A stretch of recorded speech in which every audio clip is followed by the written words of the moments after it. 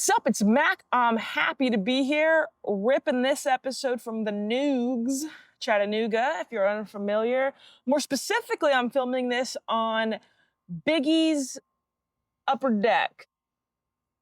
That's what you call it when, like, there's something poop that's upper deck. I'm filming this from the deck on top of Biggie's house. Pretty cool. One concern of mine, it's very loud up here. And I am recording from a camera alley, and I got a new camera, very exciting, but I barely know how to work it. So my sound check didn't really work because it's still very loud, so I can't tell which sounds are coming from the camera, and I didn't feel like walking inside to check. So this might be a very loud episode. Who knows? I did clip on a lavalier to maybe help, to hopefully help. But we will see, because we've got the AC going behind us, we've got a train somewhere around here, and we've got a lot of traffic in general. It's also quite windy. But we'll see what happens. Hopefully it's good. And if not, hopefully I can edit some sounds out.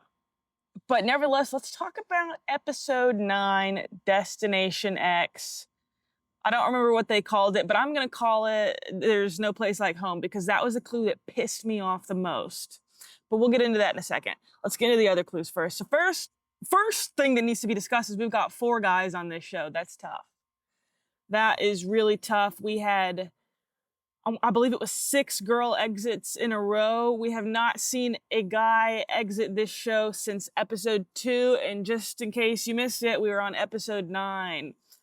That is extremely unfortunate. Really tough. That's just how it shook out. You know, no foul play, obviously. But really tough. But yeah, a bit of a different vibe, all guys. I'll say it. I've got no problem saying that. But I thought it was still really good. I thought this is still one of my favorite episodes, I think. I really liked, well, we'll talk about what I really liked and what I didn't like. Let's go through the clues first, okay? So we're in Monaco. Well, we are not. I wasn't there. I was never in Monaco. I've never been to Monaco either. That was the one country, I think, that they went to on the show that I had not been. So that's a bummer. Just missed it by a hair. 2 hairs. So first thing we see is we've got the guys in what looks like, you know, New Mexico. Incredibly beautiful. I had no idea that scenery existed in Europe. Stunning, so cool. And then they put the guys, actually, we're not even to the horses yet. We've got Jeffrey making some movie references, Good, the Bad, the Ugly. There's No Place Like Home, which again, we will get to that because I've got a lot to say about that. And I think there was one other movie reference. All of that to say, I don't know why there were so many movie references. Like, I kind of understand why Rick and Pete went for Cannes, you know, film festival down there. If you're going to make a lot of movie references, maybe it's to a location that has to do something with movies. I think they were saying that spaghetti westerns had been filmed in that canyon thing, which I believe is true. But the movie's reference, Good, the Bad, and the Ugly, believe that was filmed in Spain, which is notably not Monaco. So very confused as to what that location, that scenery, those movie references, I don't know how that pointed to Monaco at all. Maybe those were red herrings. Not super clear to me. It was a tough thing throughout this whole show to, like, figure out what was supposed to be a real clue and what wasn't, because the clues were all over the place. I mean, you have things, let's take it back to episode 1. You had things like Rome, Io, and Juliet that were supposed to point to Rome. I'm still pissed about that. I'll never let that go because that was Verona. But nevertheless, that was supposed to point to Rome. And then you have that stuff in Venice, which was considerably more complicated and required a lot of thought. And so it's like, I don't know how those were 2 wildly different levels, basically, is what I'm saying. So I don't know. And there weren't really very many red herrings. They didn't talk about a lot of red herrings. There were those Salvador Dali clocks in Amsterdam. I guess that was kind of a red herring, though I don't think anybody thought we were in Spain. I can't really think of any other big red herring. Oh, we got a Belgian waffle. That was shot on the show. Which I guess was a red herring. I'll give them that. But other than that, we didn't really have a lot of red herrings. So I don't know what the point of the spaghetti westerns were, because Monaco, I don't think, is known for spaghetti westerns. I think Monaco would be known for the opposite of that. Those are like low budget movies, I think, if I understand the term spaghetti correctly. Anyway, didn't understand that reference. Then you get the guys on some horses. Monaco, I do think is known. I think Monaco has a big horse equestrian event. It would make sense. There's a lot of money there. I didn't know that specifically. I'm trying to give them the benefit of the doubt and assume that there was a tie there, but I don't know that for sure. I think maybe there's a tie you could make to Monaco and horses. You get the guy on horses, and they get each individual these 4 clues, right? You get the artichokes, and I was right there with Shane, right? I was like, I know that's a vegetable. I'm having a really hard time identifying it. I'm glad they gave him some time there to kind of figure it out, because a lot of times you've got like 2 seconds to look at a clue and then you've got to move on. So I'm glad they gave him some time there and he was able to figure it out. I hope I would have gotten to artichoke. My first thought was Brussels sprout, but I was like, those are way bigger than Brussels sprouts, and also they look different from Brussels sprouts, so I don't think that's it. But I felt for him there. Then you've got Biggie looking at some golf balls. You got Pete looking at some shovels, and you've got Rick looking at some ring boxes with MM on them. If I had just gotten one of those clues individually, no chance in the world I would have gotten to the conclusion of even what they were supposed to get out of it. Like, I would have not looked at those golf balls and been like, I bet my takeaway here is clubs. Oh, that's a card. I would have never gotten there. Had you given me 2 golf balls and artichokes, I would have been confused. Had you given me 3, maybe. I don't know. It's hard to say because I did know the answer going into it. I'd already been told it. So I want to say maybe, but I really don't think I would have gotten it. Rick is the only one that had 3 correct clues given to him. That sneaky little guy. But I still don't think he got it, which kind of surprised me. Had you given me all 4? I don't know. What's kind of funny, and I don't know how much they all talked about this, but I did hear Pete use the term spade when talking about the shovels, and I did hear, I can't remember if it was Biggie or Shane when they were talking about it, say the word heart when referencing the artichoke. So like, they got part of the way there, but to connect all of that, that was tough. But I still did like those clues. Like, I thought they were extremely difficult, but like that's kind of the level that I was expecting coming into this show. Maybe like one notch lower. But I thought those clues were good, but extremely difficult, and did require you to kind of, oh, there's the train. Did require you to be social. I think Rick played the best game on this level, because he was the only one that got it. Almost Biggie, but then Rick got him with those 2 pine cones. That was funny. That was silly. I love when the show shows people being strategic, because I don't feel like you got to see a lot of it, but there was a lot of that kind of stuff going on, but you just don't see it a lot. So I think that added a fun, interesting element. But again, I don't think anybody got it. But now let's talk about There's No Place Like Home, because that pissed me off. You're telling me the guys were supposed to look at that sign, delete some random amount of letters, and figure out that the letters to Monaco were also within that, or were left within that phrase after those letters were unscrambled. Like, that's outrageous. That feels like they came up with that after the fact. That feels like they were intending a Wizard of Oz clue for some unknown reason. And then we're like, oh shoot, you know what letters are in there? The letters for Monaco. Let's rip it. But here's the thing. You know what other letters are in there? Rome, Paris, Milan, Oslo. I believe there were a few others. I asked ChatGPT this. Let me see if I have it up. Nice, Spain. Yeah, so it was Rome, Milan, Nice, Paris, Spain, in Monaco. So there were 6 different locations you could have taken from that had you deleted some random amount of letters and unscrambled the rest. You could have ended up with 6 different locations. Interestingly, Shane did do one of those locations, and nobody went Nice, but Nice is pretty close, but still wasn't the correct destination. But like, I think that might have been the worst clue of the entire game. That's just bullshit. Like, why even bring it up? That was so bad. So bad. Had you given me all that, I don't think I would have guessed Monaco. What was interesting to me is that Pete and Rick were discussing Nice and Monaco. I think Pete was saying he kind of knew that, one, because he kind of recognized the landscape from like flying around the area, and also they had that anchor clue, which told them coastline, and so that went that. And I thought it was interesting that they were talking about that those things kind of made sense, but then they went with can just because of the movie references, which I think is also valid because there were movie references, but I just thought it was funny that they literally said it and then didn't get it. But I do want to talk about that anchor reference because the anchor clue because once again, pretty bad clue. I'll concede Monaco is known for boats. You know, you go there and there's going to be a lot of yachts there. You know that. Um, I imagine most places off the coast of France, most big cities, probably going to have some boats. Cannes, absolutely going to have some boats, or for sure going to have some anchors. Also on the coast, Nice gonna have some boats. Probably gonna have some yachts. I think Nice is a nice area.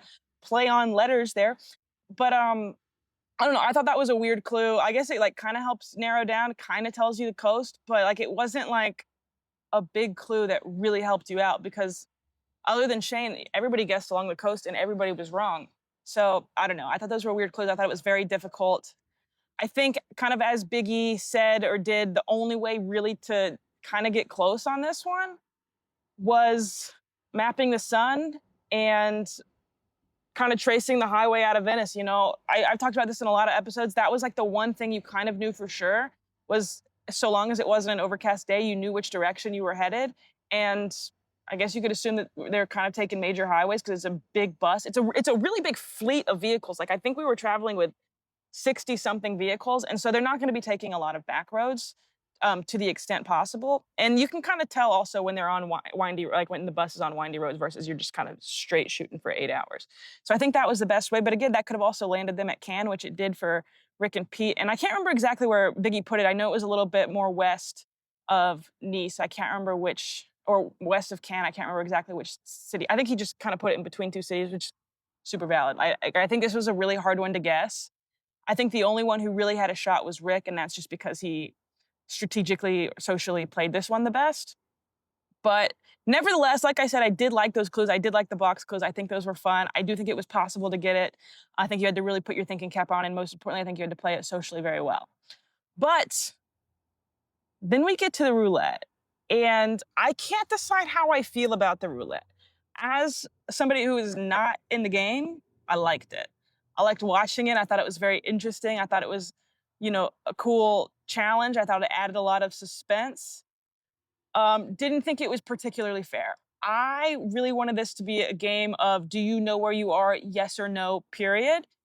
I did not want there to be luck involved. I also didn't want there to be a social strategy involved, but that's how that shook out, and that's on me. But like this added such a layer of luck that like I didn't really particularly think was fair. But nevertheless, like as a viewer, I thought it was really cool. Like I liked watching them on the boat. I think once you're on the boat, you see the roulette wheel. You know you're in Monaco. Like Monaco, Monte Carlo, super famous for gambling and the casino. So I think probably at least a couple of them knew it at that point. But then it's tough because you know you have some control if you get your 50-50 odds in your favor. But then it's a lot of remembering and a lot of guessing where you think other people are, and just kind of hoping for the best. And so, yeah, I loved watching it. I thought it was so much fun, so exciting. But had I been playing it, I would have been pissed. Unless I had been Shane and this had been my only shot. But I don't know. I thought it was a really cool episode. I thought it was really good. I also thought it was great that Rick lied, but then Rick had to confront that lie and be honest with Biggie. I'd love to know more on Biggie's thoughts about that. Like, did he have a hunch? Like, I know he believed Rick in that moment, I'm assuming, but like, you know, it's been revealed kind of multiple times, at least while watching the show, that Rick and Pete were working together. I assumed Rick and Pete were working together back in Austria just because they're talking so much. And you kind of see them team up in a number of different ways. But I don't know the extent to which Biggie or Shane fully picked up on that maybe until this episode. I don't know. And I'm interested to see how that plays out in the finale where there's 3 of them, 2 against 1. I think it should be really good. I'm really excited for the finale. I barely know what happens. I've seen the like previews for it. Looks sick. Looks incredible from like a cinematography aspect. So I'm really excited to see it. But yeah, I thought this was a really good episode. Oh, one thing I wanted to say, what was the Marilyn Monroe reference? Like she had 3 marriages. That was Rick's clue. I know we're circling back here. She had 3 marriages, I guess. 3 failed marriages. I feel like it would have been enough to just have ring boxes in there and also the rocks, and then you could have guessed diamonds from there. But I don't know why the Marilyn Monroe reference was there. I don't think she's super tied to Monaco. I tried to look it up, and it said she was rumored to potentially be married to the Prince of Monaco. Then he, of course, ended up marrying Grace Kelly. But like, was that really big news? Like, was that a really notable thing? I genuinely have no idea. Like, when I think of Marilyn Monroe, last thing I'm thinking is Monaco. I'm not thinking that at all. So I think that would have confused me quite a bit. I don't know. I didn't really get that reference, but maybe that's on me. Maybe that's on me. Like I said, I did like the box clues. I think they were very difficult, but I like that level of difficulty. I don't think I would have gotten it. I'm pretty sure I wouldn't have gotten it unless I had all four, maybe with all three. But realistically, I don't think I would have gotten all three. So I don't think I would have gotten it. I think I would have been in the same boat as Biggie, trying to guess based off of location. But nevertheless, good episode. It's super hot out here, and I'm kind of filming at an angle because it's so sunny and it's so bright, and I'm trying to stop squinting. But I think I've basically had my eyes closed this entire episode. One could argue that I could have put my hat the other way. That's actually so much. So Allie and I have been doing some surprises. And, well, I guess the location is listed on the hat, so now I've already given it away. But we went to this cool place, and I wanted to buy a hat because I like buying hats from locations, but I don't really like the shape of hat. It's not my typical hat. So I don't think it looks good on me this direction. So that's why I'm wearing it backwards. But the sun is a major detriment. But whatever. We've got one more episode of Happy to Be Here coming out that is related to the show.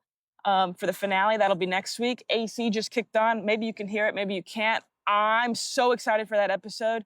Allie and I, after we see Biggie here, gonna film some stuff with him. Then we're going on to Shane and Rick in no particular order.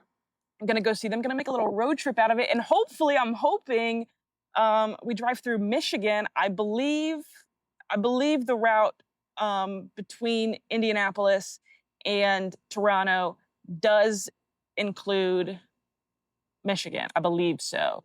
And that's the only state that I've not been to yet. So I'm really excited. Hopefully do a little something fun there. Not really sure. But yeah, then after that latest episode, got a bunch of exciting things going on. Allie and I are headed back to Europe. We are going to be retracing our steps on Destination X. We didn't get to see basically anything the entire time we were filming. We got to see out of the challenges, but other than that, didn't really get to see much. So we're gonna be retracing our steps, kind of just reliving the whole thing, filming all of it. So super excited for that. That's gonna be a couple of weeks. And then after that, I'm going to Turkey to get my wisdom teeth out. Super pumped about that. I've needed to get them out for a couple of years. But it's crazy. The flights to and from Turkey plus the procedure are like less than half of what it would cost to get it done in the US with dental insurance. So should be exciting. Also, I love Turkey. It's top 2 favorite places in Europe. The other one is Slovenia, in case you're wondering.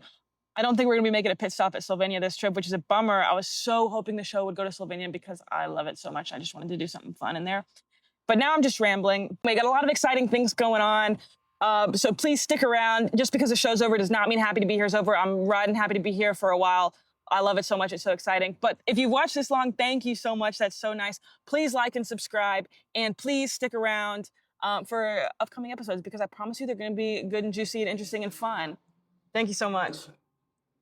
And and also, go dogs.